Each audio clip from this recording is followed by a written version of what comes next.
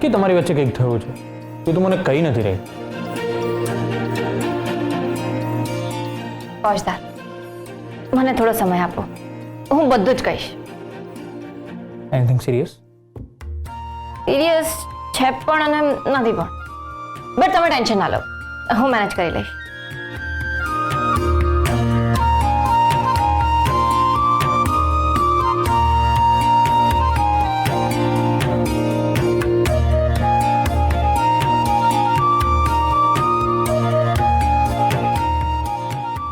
આ શાની ફાઇલ છે? પહોંચદાર, મેં તમને કહ્યું ને, મને થોડો સમય આપો, તમારા બધા જ સવાલોના જવાબ મળી જશે.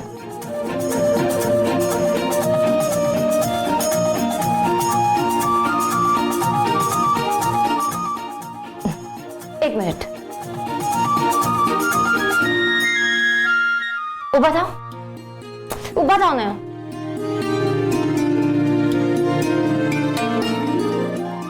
અરે શું કરી રહી છે?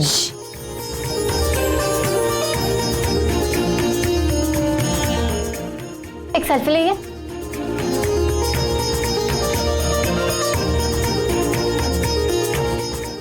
તમારી ડેશિંગ સ્માઇલ આપો.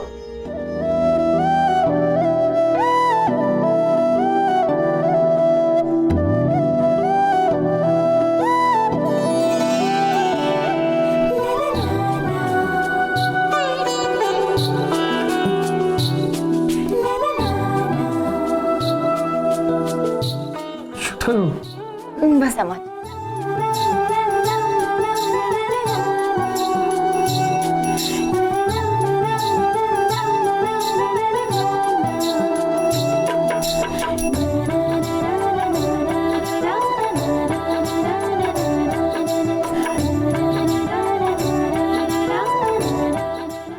હું જાઉં?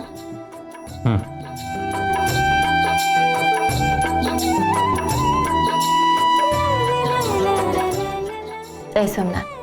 જય સોમનાથ.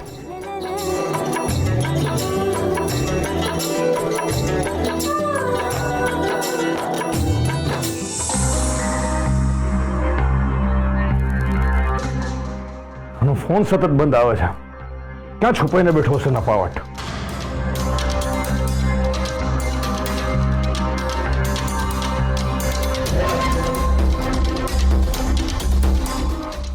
શું થયું ડેડી?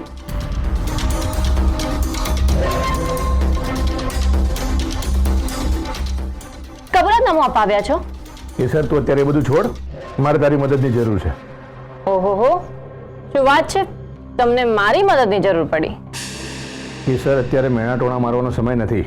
રાઈટ, અત્યારે મારે ડ્યુટી પર જવાનો સમય છે. સોરી ડેડી, ઓલરેડી મારે બહુ જ લેટ થઈ ગયું છે. હું તને ડ્યુટી કરવા માટે જ કહી રહ્યો છું. કેસર બેટા, મારી સાથે ચીટિંગ થઈ છે. શું? હા તો બ્રેકિંગ ન્યૂઝ થઈ ગઈ. તમારા જેવા ખાનદાની માણસ સાથે ચીટિંગ? જો કેસર, મને ખબર છે મેં કબૂલાતનામું નથી આપ્યું ને, એટલે તું મારી સાથે આવી રીતે વાત કરે છે. હા, જો તું મારો પ્રોબ્લેમ સોલ્વ કરી દઈશ ને, તો હું તને તરત જ કબૂલાતનામું આપી દઈશ. પણ તમે તો કહેતા હતા ને કે મારી ધરપકડ થઈ જશે, મને સજા થશે, મમ્મીનું શું થશે? અરે પણ તું છે ને, તું મારી સજા ઓછી કરાવી દઈશ ને. તારી મમ્મીનું ધ્યાન રાખવા માટે અનેરી છે જ. અનેરી અને દિવ્યકુમાર થોડા દિવસ આપણા ઘરે આવીને રહી જશે. જો એમાં કંઈક 19-20 થશે તો તું તારી મમ્મીને અહીંયા તારા ઘરે લઈ આવજે. પણ ડેડી, લોકો વાતો કરશે કે દીકરીના ઘરે આમ. એટલે તું તારા ડેડીને મદદ નહીં જ કરે એમ ને? જ્યારે મને તમારી મદદ જોઈતી હતી તો તમે મને સેલ્ફિશ કહી, તો હવે હું અત્યારે તમને શું કહીને બોલાવું? અરે એ તો હું એમ જ બોલ્યો હતો. શું છે, ખાનદાની માણસો ઘણું બધું બોલતા હોય છે, એમની વાત બહુ મન પર નહીં લેવાની. અચ્છા, અત્યારે જો એ બધી વાત છોડ, અત્યારે હું કહું ને એ માણસને તું શોધ. કોને શોધવાનો છે? એનું નામ દેવરાજ છે. એક પાર્ટી માટે મેરી સાથે જમીનની ડીલ કરી હતી. આજ સવારે અમારે એક હોટલમાં મીટિંગ હતી. હું અને પાર્ટી કેશ લઈને ત્યાં ગયા હતા. બધા પેપર્સ રેડી હતા. પાર્ટીએ દેવરાજને કેશ પણ આપી દીધી હતી.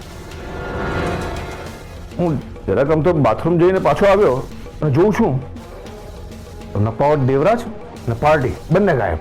હા તો એ તો એમની ડીલ થઈ ગયા છે એટલે જતા રહ્યા હશે. અરે પણ મારું કમિશન ગયું ને. મેં જમીનનો સોદો કરાવ્યો એટલે દેવરાજ પાસેથી મારે કમિશનના રૂપિયા લેવાના થતા હતા. કેટલા? જો અત્યારે એ બધું ઇમ્પોર્ટન્ટ નથી. પહેલા તો દેવરાજને શોધ અને એની પાસેથી મારા રૂપિયા અપાવ. ઠીક છે, જોઈશ. હું જોઈશ.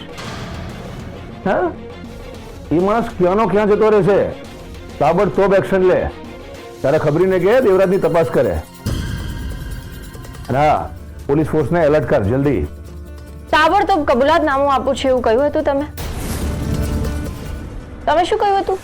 હું જોઈશ, વિચારીશ, અને પછી વિચાર પણ ના કર્યો. એટલે તારા ડેડી સાથે તું આવું કરીશ? અને ડેડીએ પોતાની દીકરી સાથે જે કર્યું એ યાદ છે ડેડીને?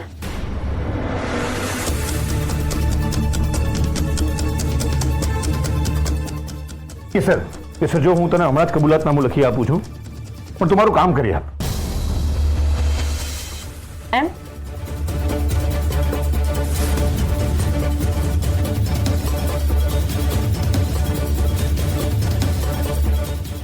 તો હાલો અને સાઈન કરવાના ઉપર.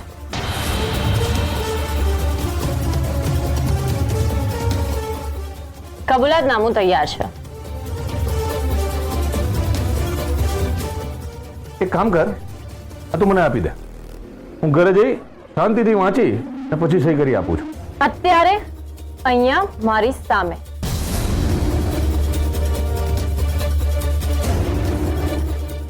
પહેલા આના ઉપર સાઈન, પછી બીજી બધી વાત.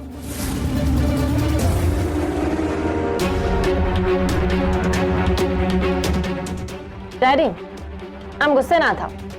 આ મેં તમારી પાસેથી જ શીખ્યું છે. તમે મારા એક એવા ટીચર છો જેણે મને શીખવાડ્યું છે કે તમારા જેવા લોકોને સીધા કેવી રીતે કરવાના.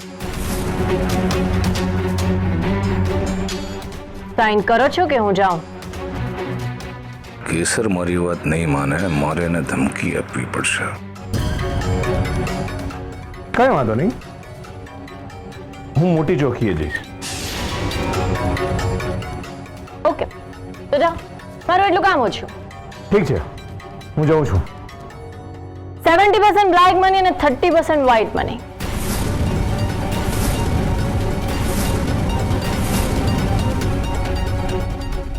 આના વિશે શું કહેવું છે તમારો? તને મારી ડીલ વિશે કેવી રીતે ખબર પડી? ડેડી, હું પોલીસ ડિપાર્ટમેન્ટમાં છું. કોઈ કરિયાણાની દુકાન નથી ચલાવતી. એટલે તે મારી ડીલ વિશે?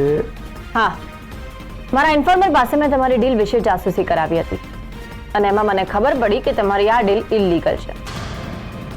એટલે હવે ડિટેલમાં કહેવાની જરૂર નથી કે મેં શું કર્યું.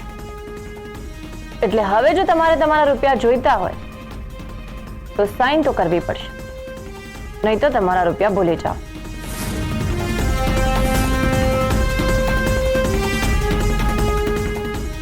એક મિનિટ કેસર.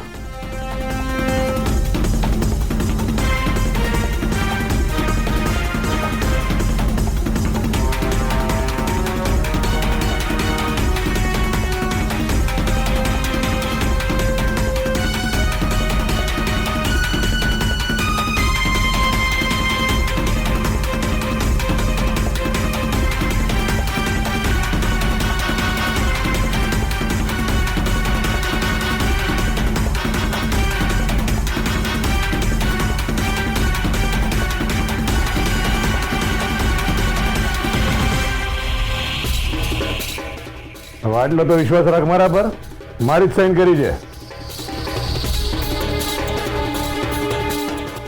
તમને એક એડ્રેસ મોકલી રહી છું, ત્યાં પહોંચી જજો. તમને દેવરાજ મળી જશે અને તમારા રૂપિયા પણ મળી જશે.